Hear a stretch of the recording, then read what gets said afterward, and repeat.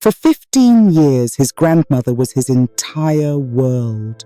She told him their time together was their special secret.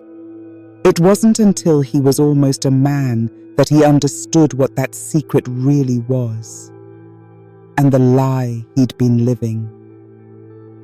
This story isn't easy to tell, and it might not be easy to hear, but it has to be told, because secrets like his grow in silence, and his silence is something she can no longer have. Looking back, every memory from his early childhood is drenched in this golden, syrupy light, and right in the middle of it all was his grandmother. Her house was his favorite place on earth.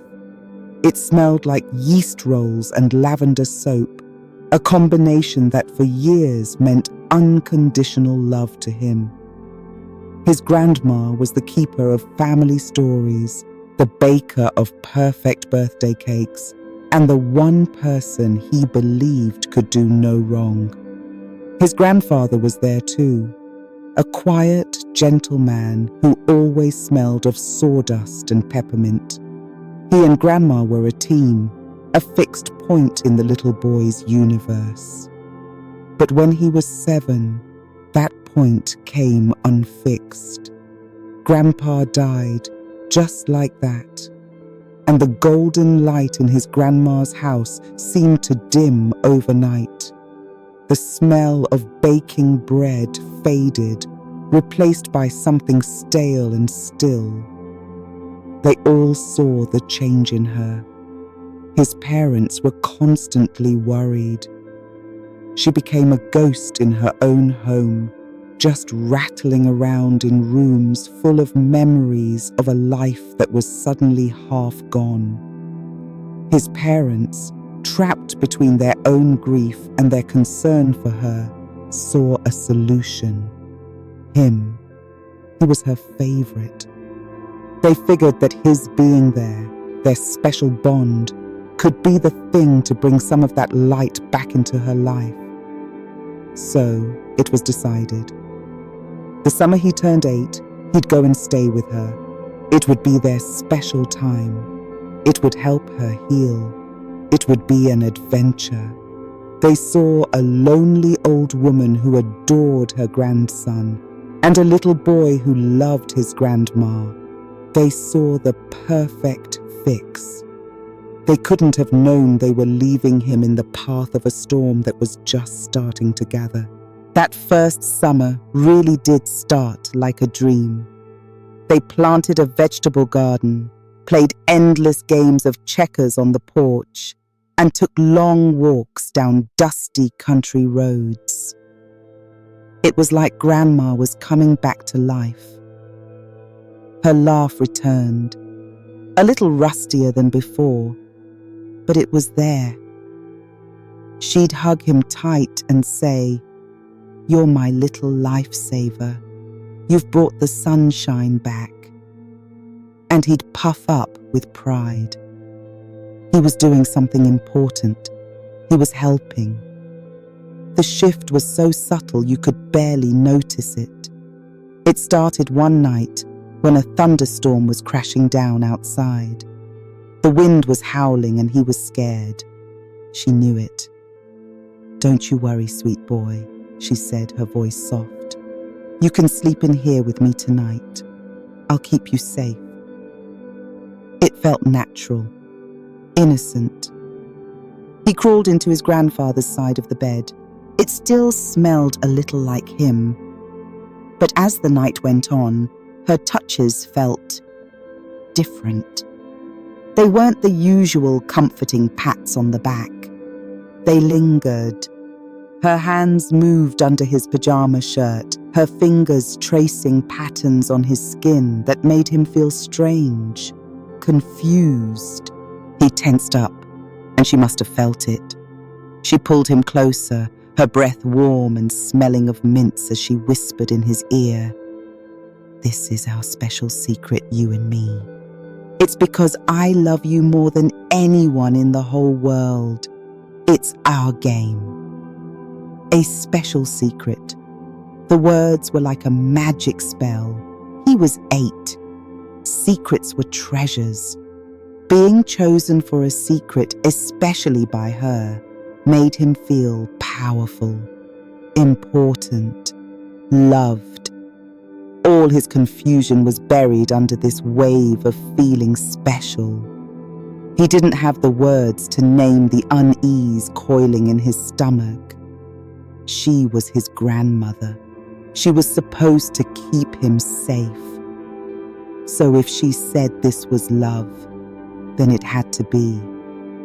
He fell asleep that night, caught between the comfort of her words and the deep gut feeling that something was wrong. The first thread of her web had been spun. As he got older, the summers at Grandma's became a non-negotiable part of his family's life. To his parents, the arrangement was a huge success. They saw her color come back, her mood lift. They saw him, a boy who seemed to be thriving under her care. They couldn't see the shadows under his eyes, or the way he'd started to flinch whenever someone touched him unexpectedly. The special secret became a constant thing. Their afternoon naps together were a ritual. She'd insist he was too old for his own bed, or that she got lonely in the big house all by herself. The games got more complicated, the lines more blurry.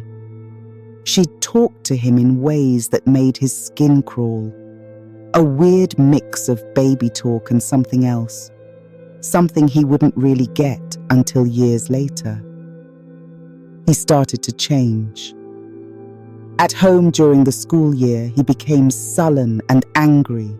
He had nightmares, waking up in a cold sweat with the phantom feeling of her hands still on him. His parents, bless their hearts, thought it was just growing pains, or maybe that he missed his grandma. They chalked it up to anything but the horrifying truth. When he tried to talk about it, the words would just get stuck in his throat, choked by shame and the power of her secret. He did try one time. He was maybe 10. He told his mom, "I don't think I want to sleep in Grandma's room anymore. I'm too old for that." His mom just smiled and ruffled his hair. "Don't be silly, honey. You know how much it means to her. She gets so lonely since Grandpa's gone. You're her little man of the house." Her words were supposed to be comforting, but they felt like prison bars. She was using the exact same logic his grandmother used to control him. He was responsible for her happiness. His discomfort was a small price to pay for her well-being. His parents weren't monsters. They were just blind to a reality they couldn't even imagine. And without knowing it, they were helping her lock the cage. That was the real poison of the secret. It wasn't just what she did, it was how she twisted his love for her, his empathy for her loneliness, into a weapon to use against him. She had made him a part of it. Every summer, the web got tighter, and the idea of escape grew fainter and fainter. Being a teenager is confusing for any kid. For him, it was a minefield. As his body and mind changed, so did his understanding of what was happening at Grandma's house. The vague sense of wrongness sharpened into a clear, terrifying picture. The shame was a physical weight he carried around every single day. The summer he was 13 was different. He had friends. He had interests. He wanted to be at the pool, at the arcade, anywhere but locked in that house with her. His growing independence was a threat to her control, and she reacted with an intensity that scared him. She started with guilt trips. If he asked to go see a friend, she'd burst into tears. "But I thought this was our special time. she'd sob. "Don't you love your old grandma anymore? Am I not enough for you?"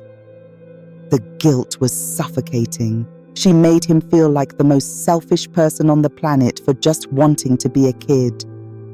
One afternoon, his friend Mark came over to see if he could go to the movies. Grandma was sickly sweet to his face, but the second he was gone, she turned on him. Her face, usually so soft, was twisted with cold fury. "Who is that boy? Why is he trying to take you from me? You don't need friends like that. You have me. I'm all you need." Her need for him wasn't just dependence anymore. It was possessive and suffocating. He started to fight back in the only way he knew how. He'd pretend to be sick, inventing stomach aches and fevers so he could stay in his own room with the door locked. Of course, this only led to more accusations.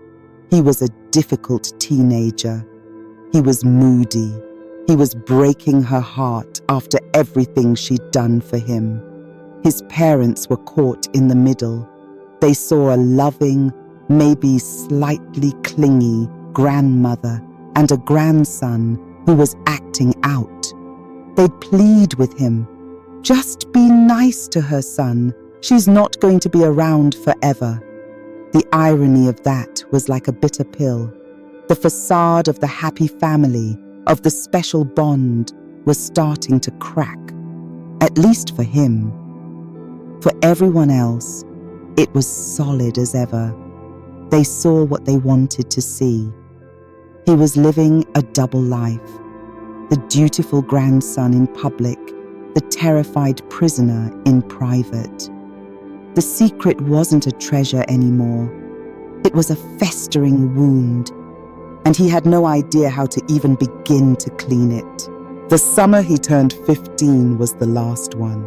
He fought against going, begged his parents, but tradition was tradition. The moment he walked into her house, the familiar smell of lavender soap felt like poison. The air was thick with everything that had happened, and he felt like he couldn't breathe. The end didn't come in one big explosion. It was a slow burn over several weeks. She was more desperate than ever, her attempts to pull him back into their secret more frantic. But he was bigger now, stronger, and his resistance wasn't just passive anymore. He was saying no. He was physically pulling away. He was locking his door every single night.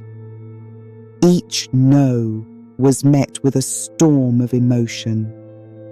Rage, tears, accusations, and the same chilling line. "After all I've done for you, this is how you repay me." She was already building her defense, painting him as the one who was hurting her. It all came to a head on a sweltering August afternoon. She cornered him in the kitchen, blocking the door, pleading with him to play one of their old games.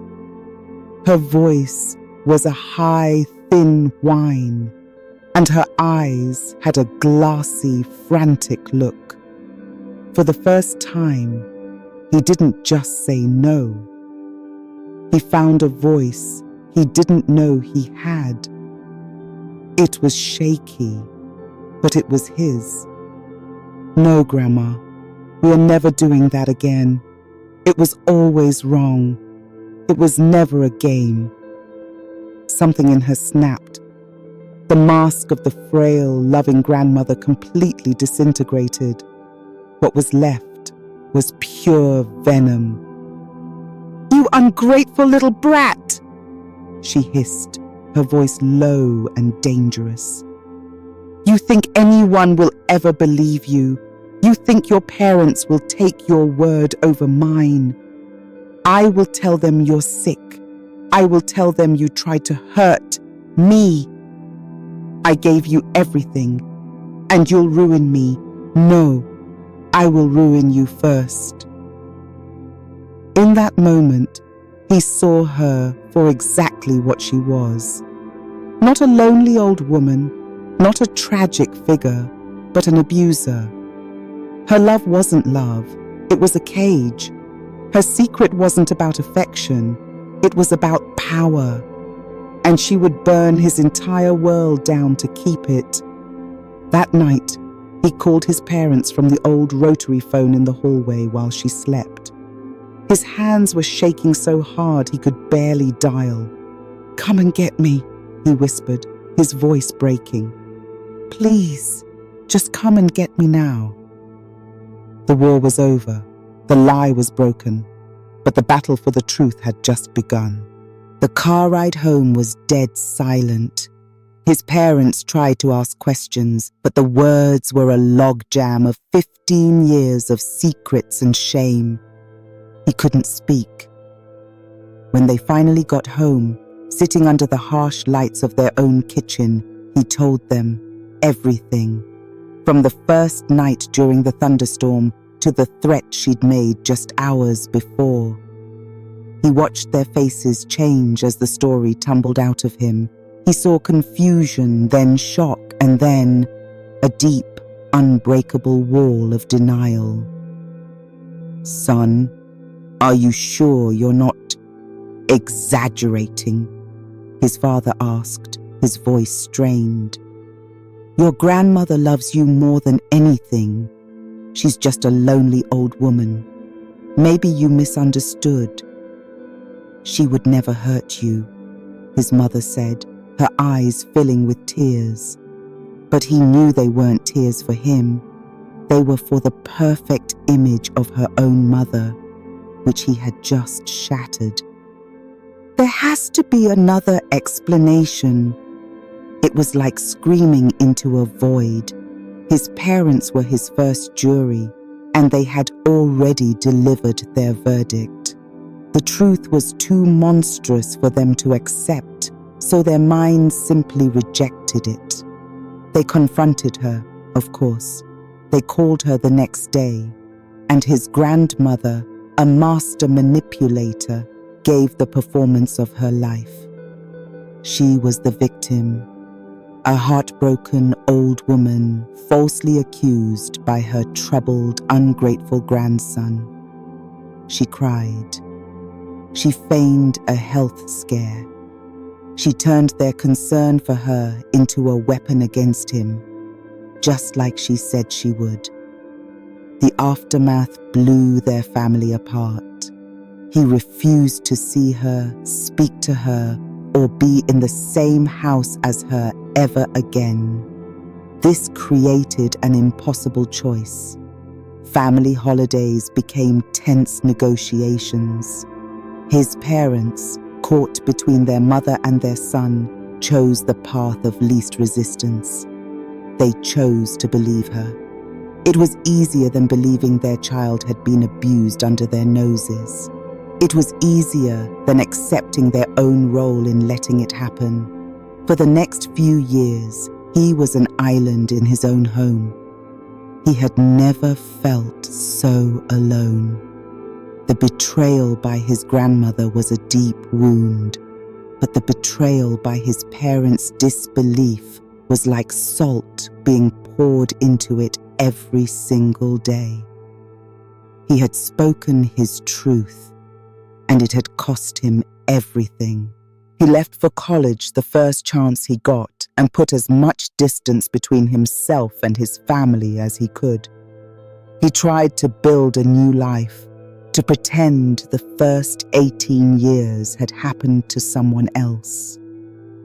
But trauma has a long shadow. He was angry, untrusting, and he flinched from any kind of intimacy. The ghost of his grandmother's special secret haunted every potential relationship. After a bad breakup in his early 20s, he finally hit rock bottom. He realized he couldn't run from the past anymore. He had to turn and face it. That's when he started therapy. It was the single most important decision of his life. For the first time, he told his story to someone who had no stake in the family drama. His therapist listened, and she believed him. That validation felt like drinking water after years in the desert. She gave him the words for what had happened to him. It wasn't just a bad thing. It was grooming. It was emotional incest. It was coercive control. These weren't just labels. They were tools that let him dismantle the cage of shame he'd been living in. Through therapy, he learned to separate the woman from the monster. He could accept that she was likely a deeply lonely, unwell person, but that didn't excuse her actions. Abuse is a choice. He also began to understand his parents' reaction not as just a betrayal, but as a profound failure of courage. Facing the truth would have meant facing their own failure as parents, and that was a weight they couldn't bear. It didn't make it okay, but it allowed him to see them as flawed, broken people instead of just his accusers. After 2 years of hard work in therapy, he felt strong enough to try and reconnect with his parents. He wasn't looking for an apology or a confession. He had learned that reconciliation isn't always about putting a family back together. Sometimes it's about finding peace for yourself. They met at a coffee shop on neutral ground. He didn't come with accusations. He came with his story, but this time told with the clarity he had fought so hard to find. He explained the dynamics of grooming. He talked about the long-term psychological effects. He didn't ask them to condemn her. He just asked them to finally see him. Something was different this time. Maybe it was the years that had passed. Maybe it was the calm way he spoke. Or maybe they were just finally ready to listen. There was no dramatic confession, but he saw the cracks in their denial. His mother cried, and this time he knew the tears were for him. His father just sat there, his face pale, and said, "I am so sorry, son. We failed you." It wasn't a perfect ending. It was the start of a fragile, painful, and honest rebuilding of their family, one based on a terrible truth instead of a comfortable lie. He never saw his grandmother again. His mother told him a few years later that she had passed away in her sleep. He felt a storm of emotions, a flicker of grief for the grandma of his earliest memories, the one who baked cakes. But mostly, he felt relief, a profound, quiet relief. Her power over him was finally gone. His reckoning was never about confronting her. It was about confronting the truth inside himself and taking back his own story. She didn't get the final word. He did. His journey has been long, and the scars will always be there. But they are just that, scars. They are not open wounds. They're a reminder of what he survived. The biggest lie an abuser sells you is that you are worthless and that you are alone. For a long time, he believed that. But his story is here to tell you that it's not true. Healing isn't a straight line. It's messy and painful, and it takes time. But it is possible. It starts with the radical act of believing yourself, especially when no one else will. It grows when you find the courage to speak your truth, not for anyone else, but for you. If any part of this story feels familiar, If you've ever had a special secret that made you feel confused or ashamed, please know you are not alone and it was not your fault. What happened to you does not define you. Help is out there. Taking that first step is the hardest part, but it is the first step toward taking your life back. Thank you for listening to this story. If it meant something to you, please consider liking and subscribing. The more we talk about these difficult truths, the less power they have. And if you feel comfortable, sharing even a small piece of your own experience in the comments can be incredibly powerful for you and for others who need to know they aren't alone. You are a survivor, and your story matters.